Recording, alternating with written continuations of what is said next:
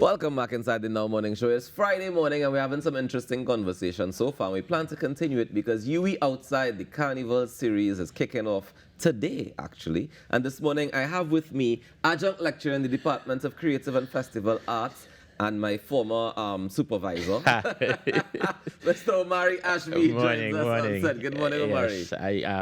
Yes, I find myself in some weird places from where I started, you know. So, but you know, such as growth, and evolution, etc., etc. But I mean, it's very interesting you said that because now you're in a place where you can have conversations that will make a difference on a national level and on an academic level as well. Yeah. Because we oftentimes theorize about Carnival. Everybody have a speculation, everybody have an idea. Yeah. But how do we get that to actually make sense for us to have the national conversation to make changes that we need to see happen? Yeah, and this is what UE Outside is about. We're hoping to spark conversation. And of course, this is not the first time UE would have undertaken something like this, but it is a necessary discussion that we have to revisit.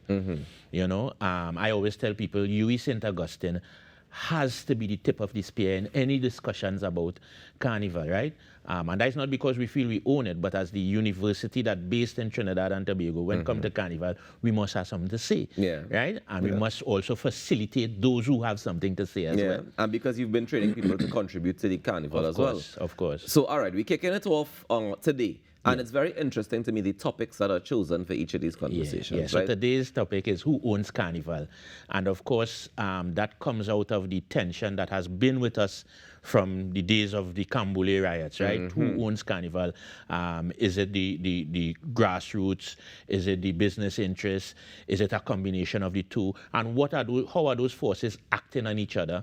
And how can we glean something out of it? Because for some people, Carnival is purely an economic interest, right? For others, we understand the creative and social impacts and the necessity of having Carnival. And for some people, it's just wine and jam. Right, and can there be a balance, you know? And so this discussion is geared towards sparking that conversation, hearing all sides.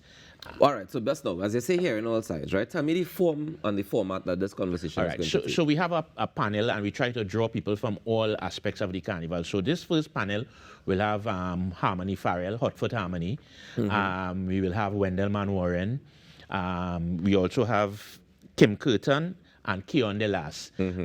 And these people, and it will be chaired by D.W. Burton, who is of UE, right? Okay. And this comes to you from the Department of Literary, Cultural, and Literary, Cultural, and Communication Studies, along with DCFA, right? Which is Creative and Festival Arts, right? And so these people will now spark that discussion, but we're also streaming on YouTube. And of course, we want the public to engage and that kind of stuff. So we're trying to get the private sector interests. We try who we see, because we don't know that is where they're coming from, but who we perceive as purely economic interests. Right. We're also looking at people who we know would have tried to represent the cultural and historical aspects of Carnival. That's well, of course, right. And then of course we have the youth. We have somebody from PAN. Right. And so we're trying to really get all perspectives, you know? Okay.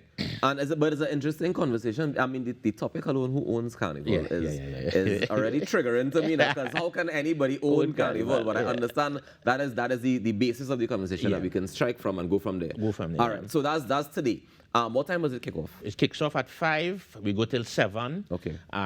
It's under the Samaan Tree. So if you want to know where that is, if you're coming the pedestrian gate in UE main campus, you just walk straight down.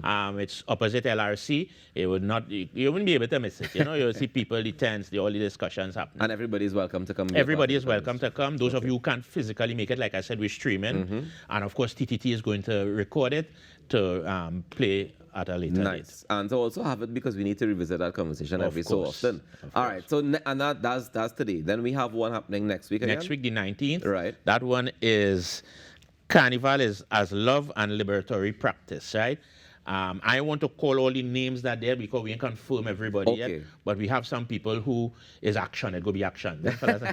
Fellas and ladies, they don't put water in the mouth. They come in to say what they have to say. And that's one of the things that I'm always curious about, because people oftentimes come to these panel discussions and they try to be the best politically correct version of themselves. We're not going to encourage that.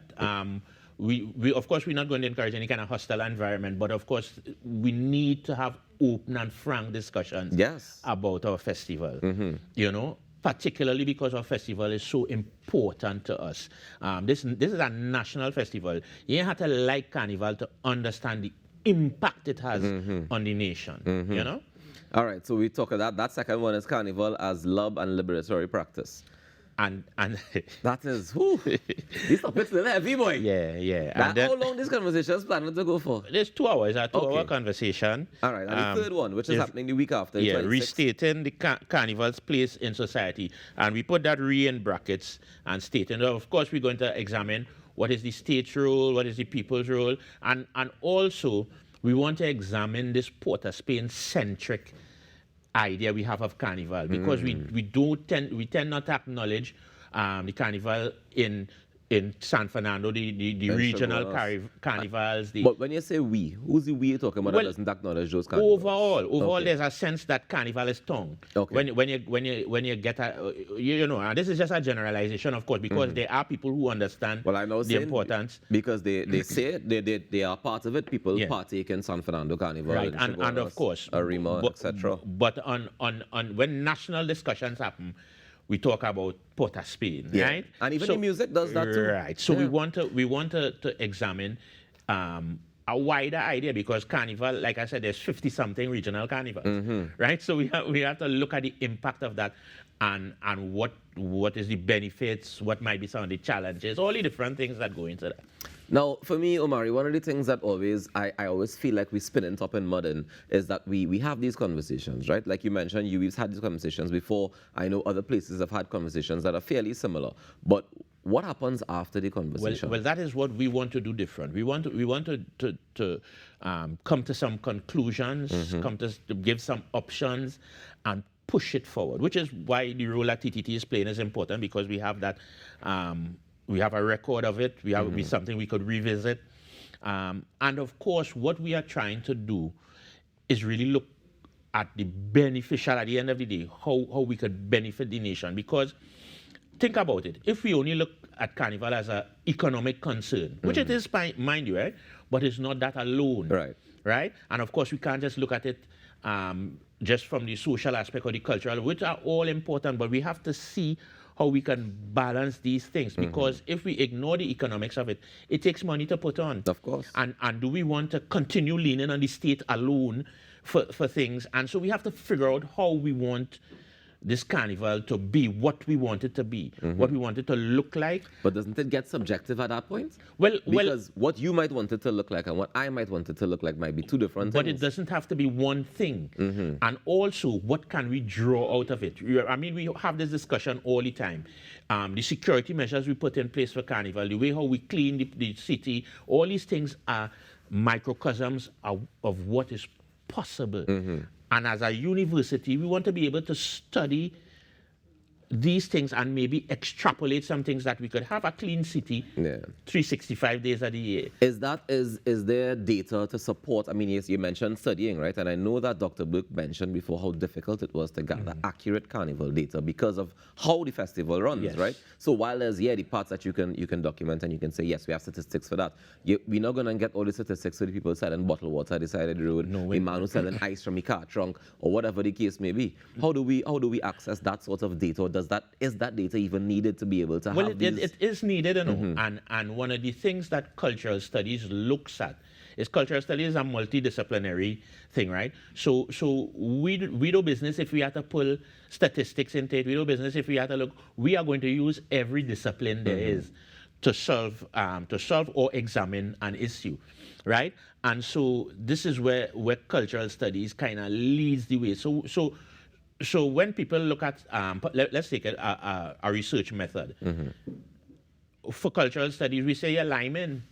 Lyman is a researcher, that's legitimate, right? When we Lyman, there are certain kinds of knowledges that right? And so the man on the side of the street, and we are prepared to deal with that, right?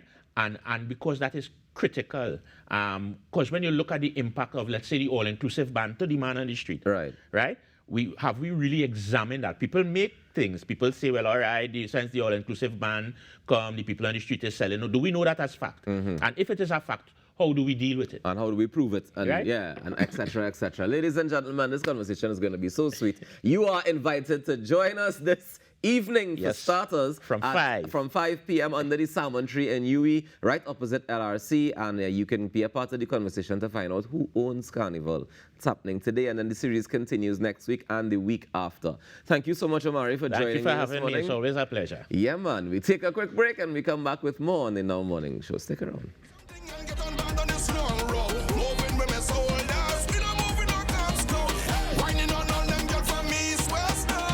Carnival of a contract. Every year we go.